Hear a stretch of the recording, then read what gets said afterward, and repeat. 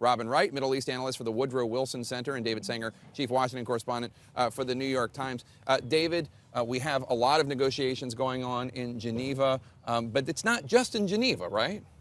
That's right. And you have to think of this as three negotiations going on simultaneously. There is the European negotiation, European and the United States and Russia and China with Iran. That's the one in Geneva. There is a debate inside Iran in which the moderates, led by President Rouhani, and the chief negotiator, who's in Geneva, are dealing with the hardliners, including in the Iranian Revolutionary Guard. And then there's another debate going on, and another deal is going to have to be brokered right back here between the White House and those in Congress who want to add on additional sanctions at a time that President Obama says, hold up, let's let this process work out. And Robin, there were some really ugly words from the supreme leader of Iran, Khamenei, today about Israel. We don't have to repeat them, but they weren't nice. And you, on the other hand, you know the foreign minister. You've known him for a while. How serious are the Iranians about wanting some sort of actual peace and to contain whatever nuclear weapon program they may have? And should we just ignore what Khamenei says? Is that just for domestic consumption? Well, he was referring actually to one specific Israeli official, the prime minister.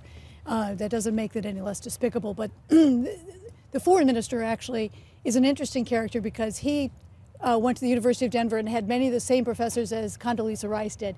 He is one who spans the cultures and I think understands that this is a moment. And he has been the guiding force behind pushing for a deal. Iran needs a deal like never before. The value of its currency is been cut by over half. Its oil exports have also been cut by more than half. So they have an enormous incentive. Everyone knew that today was going to be the tough day of negotiations.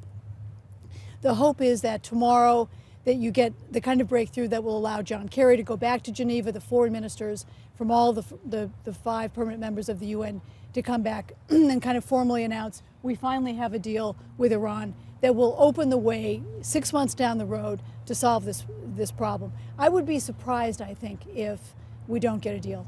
Really? Yeah. Another big story, obviously, is in Afghanistan right now, where it looks like there is a treaty of some sort that is finally taking shape. It still has to be voted on and approved by the Loya Jirga, and right? Right? That still hasn't happened. Okay, I just want to make sure it hadn't happened in the last half hour. Well, if it has, I'm not aware. Okay. What exactly is the U.S. talking about when it comes to forces? What forces are we still going to have in country after 2014? Well, after 2014, if the plan went live, and there's supposed to be an Afghan election in between that could, of course, upend some of this, their thought is that there would be 8,000, 10,000 American and NATO trainers and some other nations as well, who would keep trying to get the Afghan forces up to where they need to be. The interesting question is, how long would the Americans stay beyond 2014?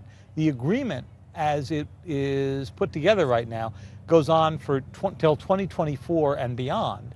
Jeez. But the White House has been pretty clear that they're not envisioning having American forces there through 2024, which, by the way, remember, the forces first entered Afghanistan right after 9/11. So by 2024, they will have been there, if they stayed that long, for 23 years. That's pretty remarkable. It's incredible. And one part of the deal, there was all this back and forth, is Obama going to apologize to the Afghans for some of the actions that have taken place?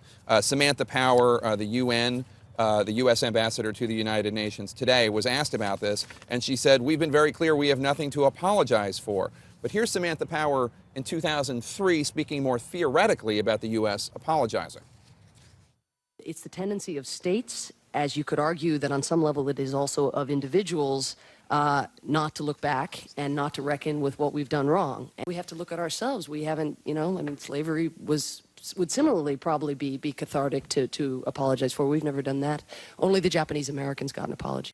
Now, of course, Robin, what the American troops have done in Afghanistan cannot be compared. Even the worst things that have happened by errant troops here and there, accidents that have happened, can't be compared to slavery, can't be compared to genocide. But still, I think there are observers and people who were fans of Ambassador Power in her previous life as an academic who heard her say, "We have nothing to apologize for," and wondered what happened. Well, it reflects in some ways on the difference between being out of power and affiliated with a non-government organization and suddenly being thrust into being one of the primary faces and defenders of a foreign policy. But I think the official U.S. position is clearly that after investing the lives of American troops, billions of dollars in aid and military equipment and so forth, that the U.S. has done all it can to help democratize, to get rid of the Taliban, to open up society, to bring women back into the educational system and so forth. And then on that level, it has nothing to apologize for, that its actions are defensive. But clearly, the issue of what powers troops are allowed to have on the ground and what immunity they have has been an issue that haunts us everywhere we've been really since World War II.